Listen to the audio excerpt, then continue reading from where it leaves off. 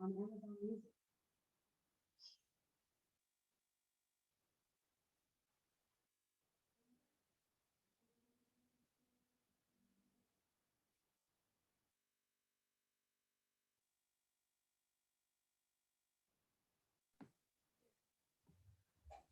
Hey, Barb.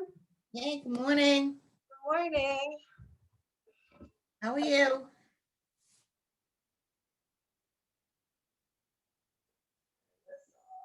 How's it going? Good. Good. Liz, you shouldn't need anything for today. We're just gonna do chair pose quick. So Yeah, that's okay.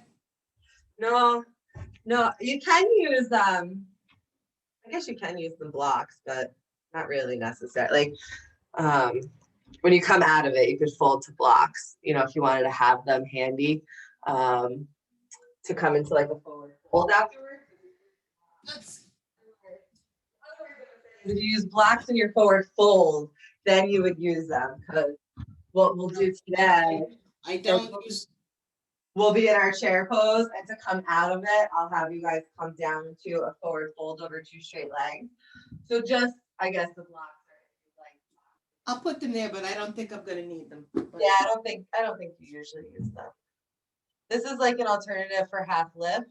See, I still have that nice flat back, so you can do hands to the shins, or because you can actually, that half lift can be from the ground once your forward fold is getting to the ground. You know, most of us aren't really here in our forward fold, right? So then a half lift would be this. You're all the way down instead of coming all the way up here. But if your forward fold is more like a half lift, you know, you're up more up here and a little higher because those hamstrings are tight and stuff, then that half lift, like hands on the knees, hands on the shins. I'm fortunate I can still touch my toes. I'm very happy about that. Nice. It's funny. My mom can't. Like she never could. She's not flexible. My dad and I are both we've always been super, super flexible. Yeah. Like he used to come to yoga with me years ago. And like my dad can touch his toes, and like we've always both been that way. And the funny part about it is my dad is heavy and I take after him, and my mom is really thin. So like you would just kind of assume that she's a little bit more bendy and limber and flexible because she's like the skinny one, right? And like here we are, we're like the big beefy ones, and we're like, you know, touching our toes, and I can throw my leg over my head and we can do all these bendy flexible things. So it's kind of, looks can be deceiving, you know. Yeah, no, my husband can't doesn't do the bend. Usually men are not naturally flexible. It's usually women have more that inclination for that natural flexibility, I think. He bends over, we're gonna call 911. So he's just, you know, he's almost 6'4", and it doesn't work. Yeah. It's men are structured a little, their bone structure is a little bit differently too. Like their pelvises are shaped a little bit differently. So some bending and things that we can do that we find really easy, their bodies just move a little bit differently because they're actually built a little bit differently than we are. I was taking an anatomy class recently, and they actually she showed a picture side by side of like the male and female pelvis, and it was really interesting to see just how truly different they are. And then some like little videos and stuff that she had with like showing them. It was really interesting. Yeah, I just think that when I was a kid, I did gymnastics, so that was good. And then as a teenager, I was a cheerleader, so that was good.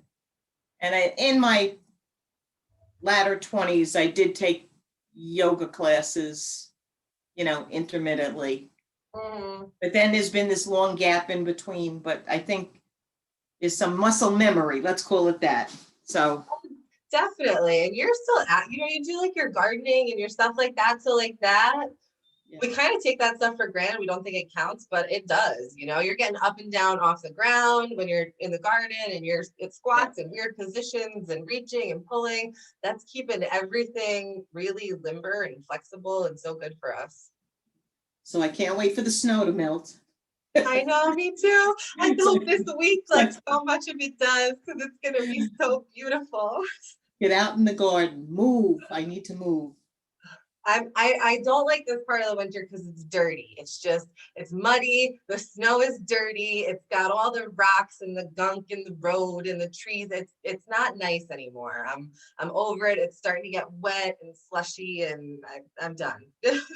Yes, well, it's coming up to the season of mud. Yes, the season of mud is not my favorite, especially this year with this little 4-legged mud bucket behind me. My whole kitchen downstairs is basically like cream colored tile floors. They're just gonna be mud colored tile floors for the next. And that's where you put the old towels. She is good. I will say, like she's well trained because she just gets wet. Like she's just so furry and everything. So she always gets dried if it's wet out when we come in the house. So she knows to just like sit right by the door, and that's where she gets her treat and she gets dried. So at least like the mud will be contained to a very small area, and she will like sit and let me like demud her before she runs wild in the whole house. Like because my driveway is just all mud right outside the front door. It's just gonna be a nightmare. Yes, it is. You're lucky, you're cute, and I love you. Are you gonna teach yoga with us? Come on, Callie, let's Do you know how to do chair pose? You're really good at down dog. One of these days I'm gonna get a picture. Oh, we're late. We better start. Oh man.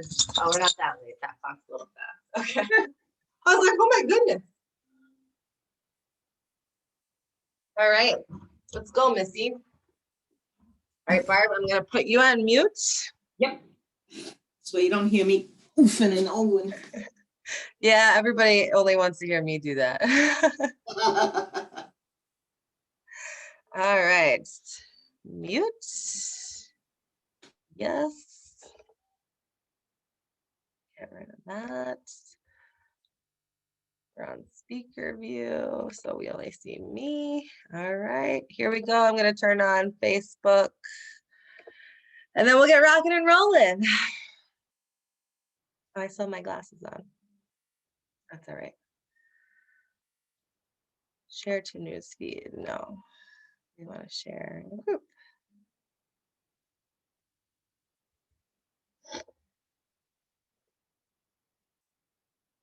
I hate this part where I look like a dope for a minute. I'm just like, huh?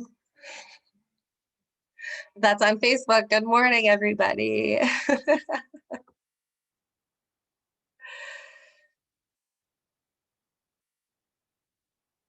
And drink my coffee instead.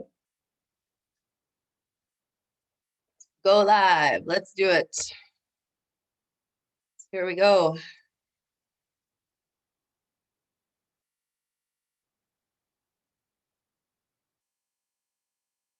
This is the part. This is loading, but I think really it's there.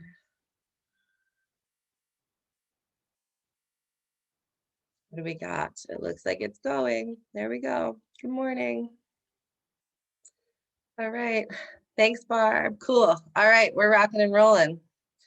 So we'll give the Facebook world a minute to join us and hop in.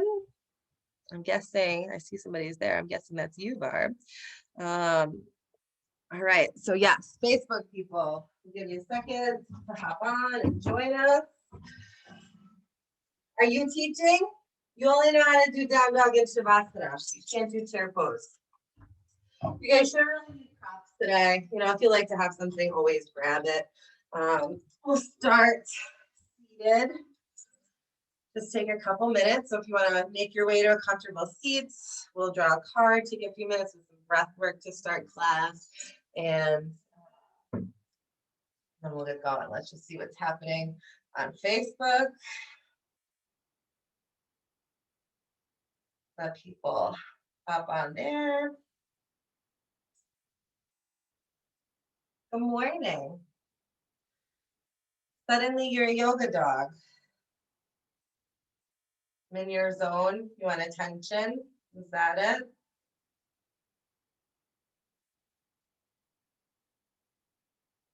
I need to set a camera up like permanently in the house because she comes to the yoga mat all the time and does down dog, and it's the cutest thing ever, and it's so perfect. And I never have my camera going. All right, looks like everything's done. So let's get rocking and rolling. Shuffle the cards. We'll get started because I always tell you guys it's short and then it's not. But that's okay. More yoga is always a good thing. I peeked that card that just fell out, so it'll be really interesting if it ends up being the card that we draw. All right. Let's see what the cards have for us today. It's not the same card. I send a prayer of love to all beings in need of a miracle.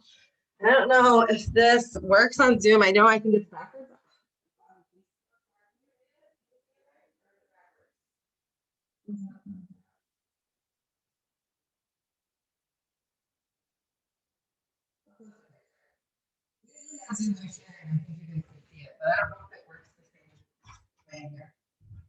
Anyway, I'll read it again in a second. I feel like I need one of those. Let's all take a deep breath in through the nose and big sigh out the mouth. Let it all go. Push all that stale air out of the belly. Just put all three of those words together. Let's do one more of those. Deep inhale in. Big exhale, let it go.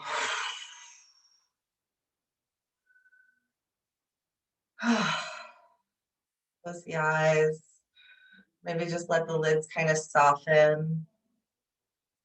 Whichever feels good. Let your hands come to rest in the lap. I definitely feel like I need a little grounding this morning, so I'm palm down. But maybe if you don't feel that way, maybe you feel like you need to receive your palm up. Either way, just wherever is comfortable. Maybe you're doing something else entirely with your hands. That's okay too. Not sure what, but you know.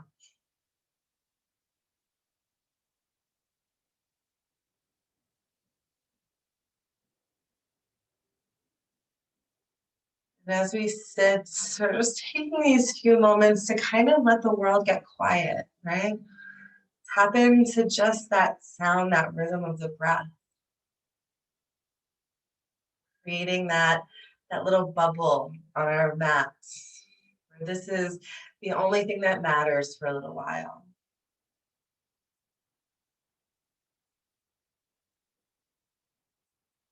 Letting our thoughts kind of soften, that stream of never-ending noise running through the mind, just turning the volume down for a little while.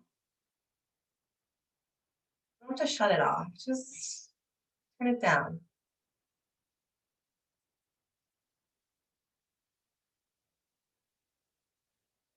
I'll read our card one more time. I send a prayer of love to all beings in need of a miracle.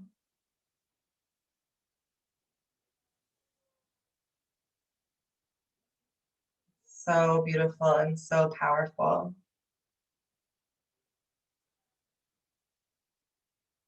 Something that can mean the world, cost us nothing but a moment of our time and some energy. I forget where I was. I don't know if it's in class or workshop meeting somewhere. And somebody was talking about how whenever they see a post or someone asks for prayers or kind thoughts or kind words, you know, sometimes we're quick to, you know, like the post or send some prayer hands, but don't really take the time to actually do it, right? To like take a minute and say, I hope they're okay. I hope, whatever, just whatever the wish is, whatever the prayer is. Kind of follow through. And anyway, this person was saying that every time they encounter that situation, whether it's in person or, on the internet, they actually take that moment really intentionally and close their eyes and say a little prayer and send up that message of hope for them. And we all might have a different way of doing it or approaching it. Maybe we don't call it a prayer, right? Sometimes we can get a little hung up on some of these words and terms. Just call it a wish, a hope, a message of love instead of a prayer of love. But really actually do it.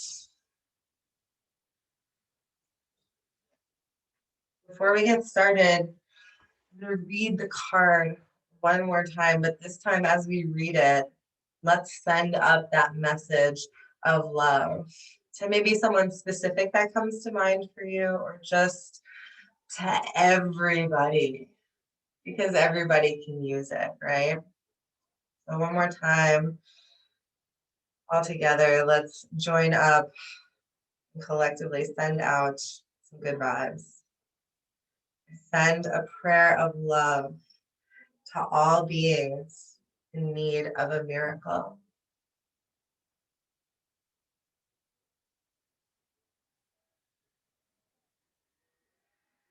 With that, let's slowly float open the eyes, take an inhale, reach those arms up overhead. Maybe your gaze follows, really reach, start to wake up that body.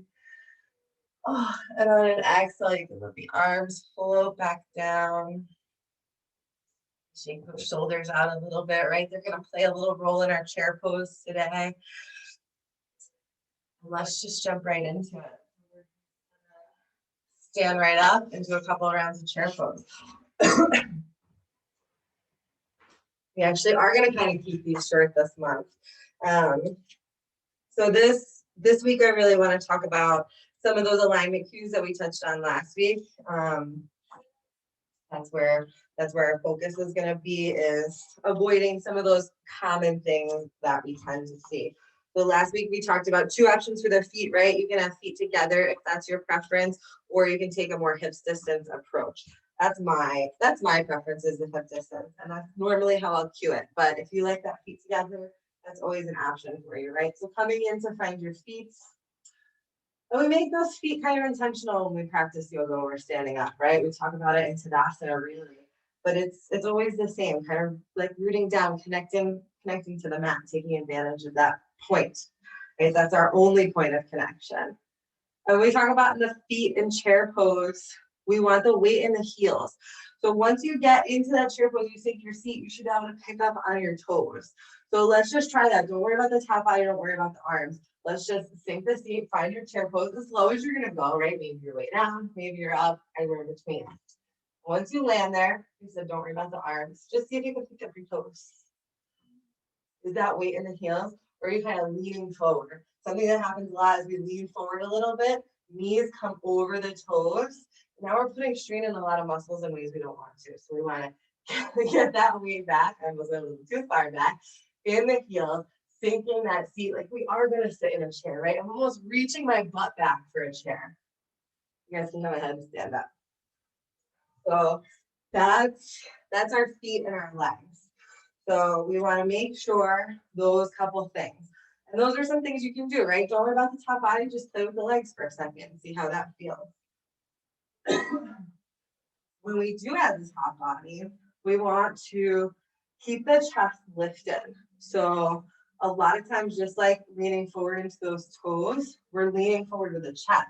And it's because we don't want to fall backwards, right? If I'm kind of sticking my butt back, like I said, I'm pulling my body weight this way. I don't want to go that way. So the front of me is going this way to compensate.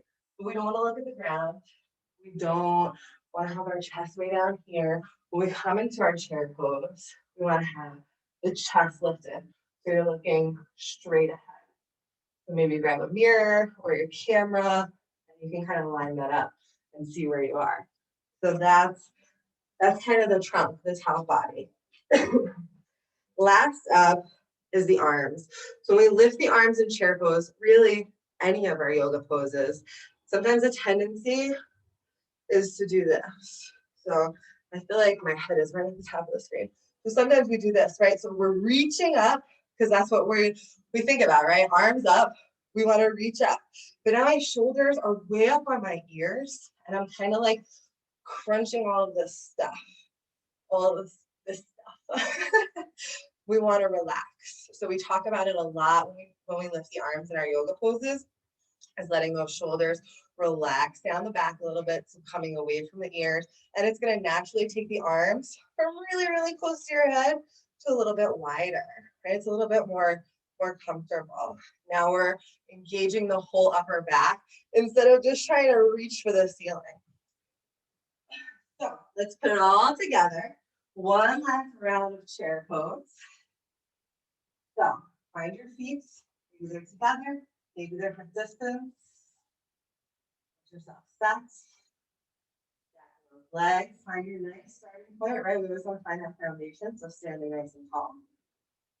On the exhale, sink that seat, lift the arms, chest lifted, shoulders not away from the ears, weights in the toes, weights in the heels, lift up those toes.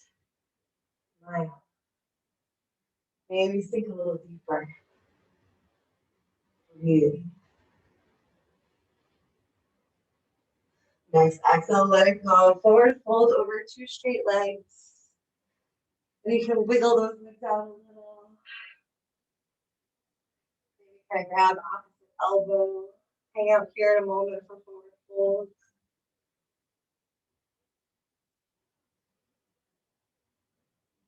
If you like a bend in the knees, take it, right? We didn't really do much to warm up the hamstrings for a fold. So you're a little tight.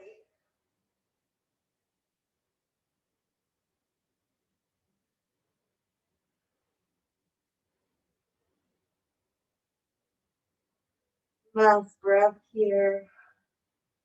On an inhale, find your way to half lift. Create some length in the spine. And then on an exhale, fold. And you can plant those hands, come on down to the knees, make your way to a seat. And look at that, for under 20 minutes, we actually had a short class. As you come down, take a few moments, close the eyes. If you want to grab a child's pose for a few breaths, do that. You want to just come to a seat. Like I always say, if you guys have time after you hop off, treat yourself to Shavasana, set a timer or not, if you don't have anywhere to be, and take a few minutes if you can, but just take a few moments together.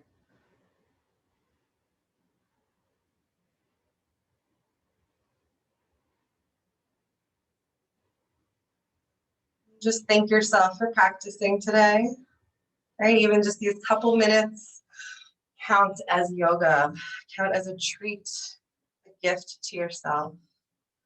And every time we step on the mats, we are getting to know ourselves a little bit better. And I thank you for joining me this morning. To close class, we'll bring our hands to prayer, touching down first at the third eye for kind thoughts. Prayer touches at the lips for loving words. Finally coming to rest at the heart for an open heart. The light in me honors the same divine light in each and every one of you. Namaste. Thanks so much for joining me, everybody. Before I hop off Facebook, and say goodbye to Zoom. Couple of announcements. We've got Beat the Winter Blues going on right now. If you can't find a link to the group, message me. I will get you in it. Really fun stuff happening on Thursday. We have a live wood carving demo happening right in the group on Facebook. And then on Sunday, we've got some live music happening to close out the event. And lots of prizes still to give away and amazing vendors. So definitely get in there. As far as yoga goes, regular schedule for the rest of the week. We'll have class Thursday at 4, Saturday at 9. And that's all I got. So I'm gonna close out Facebook and then go say goodbye to the Zoom people. So if you're on Facebook, thanks for joining me. Great to see you this morning, and I will see you next week for more pose of the month. Trying to think of what we're doing, and see you hopefully everywhere else. So have a good one, everybody. Bye.